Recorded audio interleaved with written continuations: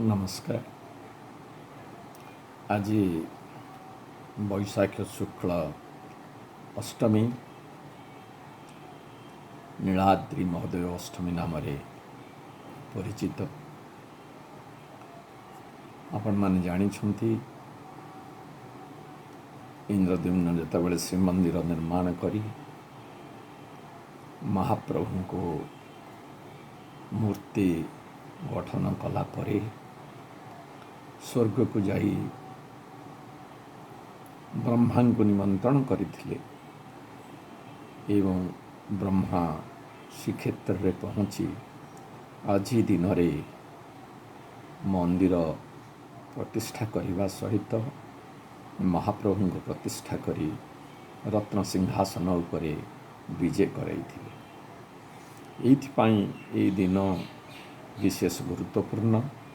विशेषकर स्कंद पुराण नीलाद्रि महादेव ग्रंथरे आज दिनर सुंदर वर्णना करा जाइछि।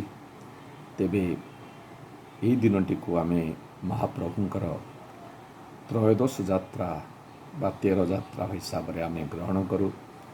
कारण 12 मासे 13 यात्रा देखुथिबी बोली जो आमर प्रवाद अच्छी तार स्मारक होइछि आज ई दिन।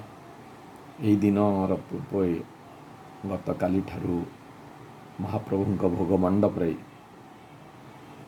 87 गरा बा कुंभ जल एवं 21 कुंभ घृत रखा जाई ताको संस्कार करा जाइता एवं ताहा ही आज महाप्रभुंक निकट रे लागी होई अभिषेक करा जाए। ये दिन विशेष करी महाप्रभुंकर आविर्भाव दिन होइथिबारु श्रीमंदिर भितरे सुरक्षित होई रहिबा पई ब्रह्मा मध्य प्रभुंक निकट रे प्रार्थना करथिले।